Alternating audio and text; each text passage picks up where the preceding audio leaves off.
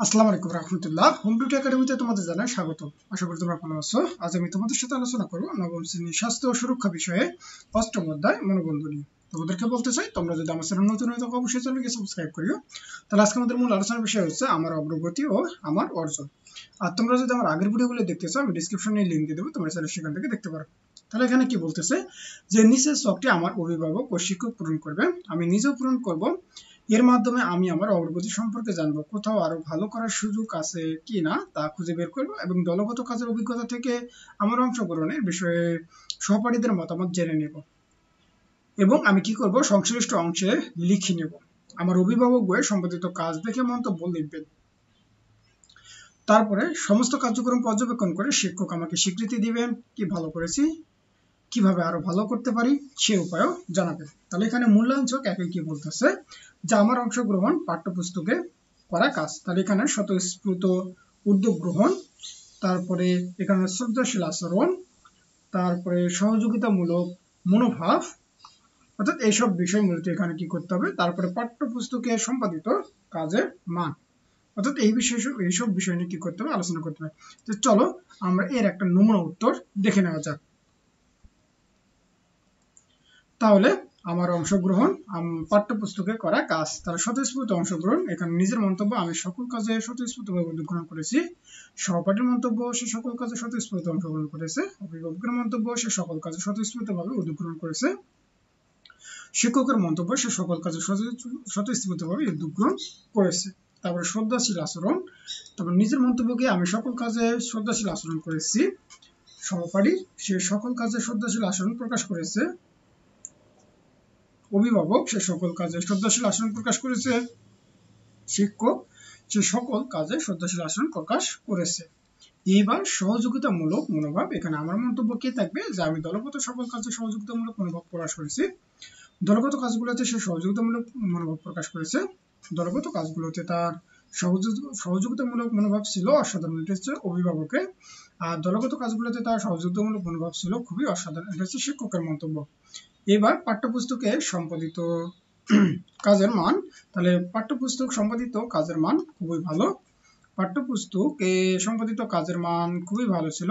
তারপরে পাঠ্যপুস্তকে সম্পাদিত কাজের মান বেশ ভালো, এটা হচ্ছে অভিভাবকের। আর পাঠ্যপুস্তকে সম্পাদিত কাজের মান খুবই ভালো, এটা হচ্ছে কার মন্তব্য, শিক্ষকের মন্তব্য।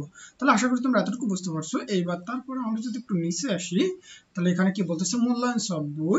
তাহলে এখানে আমাদেরকে কি আলোচনা করা আছে যে অপ্রত্যাশিত ঘটনার কারণে মানসিক চাপের মোকাবেলার জন্য মনোবন্ধুর ভূমিকায় মানসিক স্বাস্থ্য সচেতনতায় দলগত কাজের দক্ষতা, অর্থাৎ ভালো থাকা ক্লাবে অপ্রত্যাশিত ঘটনার কারণে মানসিক চাপ মোকাবেলায় মনোবন্ধু ভূমিকায় মানসিক স্বাস্থ্য সচেতনতায় আবার পর্যবেক্ষণ করে আমি নিজে, আমার সহপাঠী এবং শিক্ষক মূল্যায়ন করবে, এবং মন্তব্যের ঘরে আমি কি কি ভালো করেছি এবং আর কোথায় ভালো করার সুযোগ আছে তা লেখা হবে, এবং যার মাধ্যমে আমি উন্নয়নের ক্ষেত্র বুঝে সেই অনুযায়ী কি করব, কাজ করব।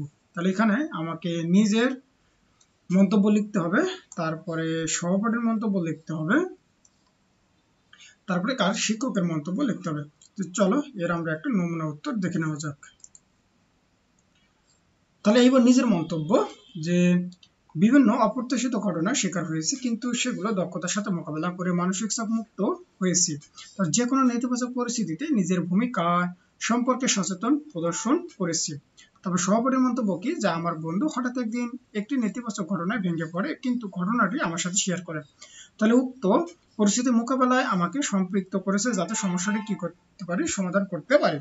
এবার শিক্ষকের আমার মন্তব্য কি থাকবে, যে হঠাৎ কোনো ঘটনায় সৃষ্ট মানসিক চাপ ব্যবস্থাপনায় ইতিবাচক কৌশল প্রয়োগ করেছে। মনোবন্ধু হয়ে অপ্রত্যাশিত ঘটনাগুলো সুষ্ঠুভাবে বন্ধুদের ও শিক্ষকদের শেয়ার করেছে, এবং স্বাস্থ্য সচেতনতায় ইতিবাচক প্রভাব ফেলেছে, এবং দলগত কাজ দক্ষতার সাথে পালন করেছে। তাহলে এগুলো মূলত হচ্ছে নিজের, সহপাঠী এবং শিক্ষকের কি ছিল, মন্তব্য ছিল। এইবার আমাদের সর্বশেষ যেটা, অর্থাৎ এই বইয়ের সর্বশেষ কাজ, অর্থাৎ মূল্যায়ন ছক 3, এখানে আমার জীবনের সমঝোতা সংক্রান্ত কৌশল চর্চা, অর্থাৎ এখানে কি থাকবে, আমার হচ্ছে শিক্ষার্থীর নাম থাকবে, এবং এখানে হচ্ছে বর্ণনামূলক কি থাকবে, ফিডব্যাক থাকবে। তাহলে মনে করো যে এখানে একজন শিক্ষার্থীর নাম হচ্ছে কি, রায়হান। তাহলে সচেতনভাবে কৌশল ব্যবহার করে সিদ্ধান্ত গ্রহণে ব্যক্তিগত পরিকল্পনা যথার্থ ও চর্যা। অর্থাৎ এখানে বর্ণমূলক ফিডব্যাক থাকবে। তাহলে এখানে কি বলা হচ্ছে যে কোনো পরিস্থিতি নিজের ভূমিকা সম্পর্কে সচেতনতা প্রদর্শন করা হয়েছে এবং সকল পরিকল্পনা বাস্তবসম্মত হয়েছে। এই পরিকল্পনা ব্যবহার করে সিদ্ধান্ত গ্রহণে করলে মানসিক চাপ ব্যবস্থাপনা কি হবে, সহজ হবে। তারপরে এখানে পরিকল্পনার আলোকে সচেতনভাবে কৌশল ব্যবহার করে সিদ্ধান্ত গ্রহণ কাজগুলো পাঠ্যপুস্তক এবং খাতা, ডায়েরি বা জার্নালে লিপিবদ্ধ করতে হবে। তাহলে পরিকল্পনা অনুযায়ী খাতা, পাঠ্যপুস্তক, ডায়েরি লেখার মান সন্তোষজনক হয়েছে। ভবিষ্যতে আরো চেষ্টা করলে ভালো করা যাবে বা ভালো করা সম্ভব হবে। এবার পাঠ্যপুস্তক বা ডায়েরি, খাতা, জার্নালে লিপিবদ্ধ করা চর্যাগুলোতে সচেতনভাবে কৌশল ব্যবহার করে সিদ্ধান্ত গ্রহণের ধারণাগুলো সঠিক কি করতে হবে, প্রতিফলন করতে হবে। তাহলে এখানে কি বলতেছে আমাদের, পরিকল্পনা অনুযায়ী সঠিক চর্চা করতে পারলে এবং বাস্তব জীবনে এর যথার্থ প্রয়োগ করতে পারলে জীবনে সফল হওয়া সম্ভব বলে মনে করি এবং পরিকল্পনার আলোকে সিদ্ধান্ত গ্রহণের ধারণাগুলো সঠিক প্রতিফলনের মাধ্যমে প্রতিনিয়ত কি ঘটে চলছে। তাহলে আশা করি তোমরা এতটুকু বুঝতে পারছো। তাহলে দেখা যাচ্ছে যে আমাদের পুরো বই শেষ।